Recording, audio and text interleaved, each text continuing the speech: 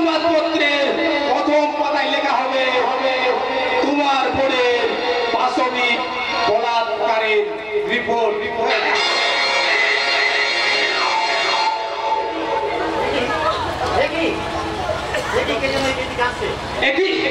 কে যেন এদিকে এগিয়ে আসছে। Very good, very good. এই ভুজঙ্গনাথকে সমস্ত অপরাধ মুক্তি দিতে এগিয়ে আসছে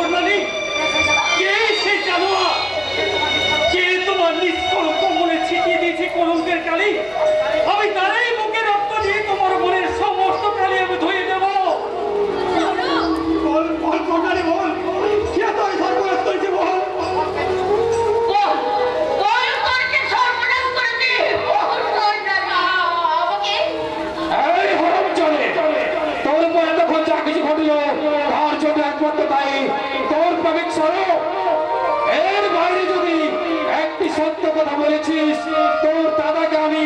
গুলি করে বলো সোনালি বলো চুপ করে থেকে তুমি বলো বল সোনালি বল কে তোর সর্বনাশ করছে বল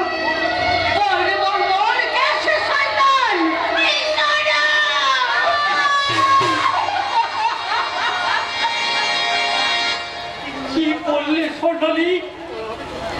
আমি তোমাকে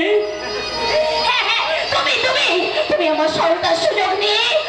আমাকে চুপ করো সোনালি তুমি চুপ করো তোমার মিথ্যের ভরে সত্যের পৃথিবীটা ভেঙে চৌচির হয়ে যাবে বাতাস চিরতরে স্তব্ধ হয়ে যাবে মিথ্যে হয়ে যাবে ভালোবাসার মধুর সম্পর্ক কেন তুমি এ কাজ করলে স্বরূপ কেন তুমি এ কাজ করলে তোমাদের সম্পর্কটাকে মেনে নিয়ে আমাদের আমরা তো তোমার সঙ্গে বিয়েতে চেয়েছিলাম তবে কেন তুমি এভাবে সরকারের সর্বনাশ করলে বলো স্বরূপ কেন আপনারা বিশ্বাস করুন মোদি যে কাজ আমি করিনি মোদি এ কাজ আমি করিনি যাকে আমার জীবনের চেয়ে আমি বেশি ভালোবাসি তার কি কোনো আমি ক্ষতি করতে পারি মোদি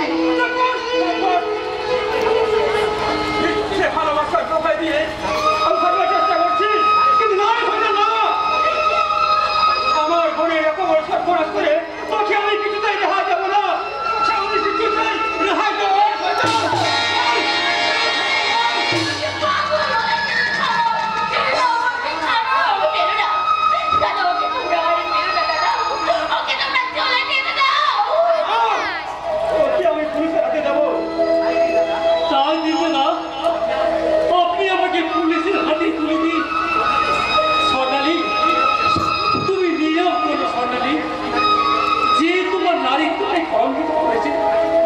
তাকে তুমি শাস্তি দেবে না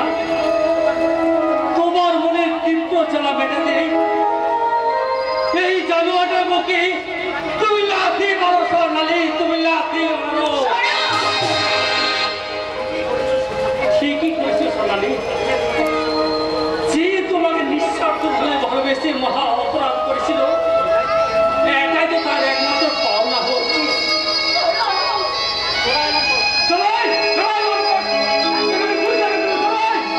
যাচ্ছি দাদা আজ আমি কোনো প্রতিবাদ করবো না দুর্ভাগ্যের কাছে জানাবো না কোনো অভিযোগ স্বর্ণালী কেউ না জানো তুমি তো ভালো করেই জানো আমি কতখানি অপরাধী সেই অপরাধীর সাজা দিতে আমি আইনের কাঠগড়ায় চললাম তোমার অপরাধী শাসক আমার চলার পথেও তোমার অভিশাপ হোক আমার নিত্য সঙ্গী আর তোমার তিরস্কার হোক আমার ব্যর্থ জীবনে একমাত্র পাওনা একমাত্র পাওনা যাবার বেলায় কেন যে কে বলি মনে পড়ে গো অসময় আকাশে কতদিন কত মেঘ ধরে গো শপথের মালাতে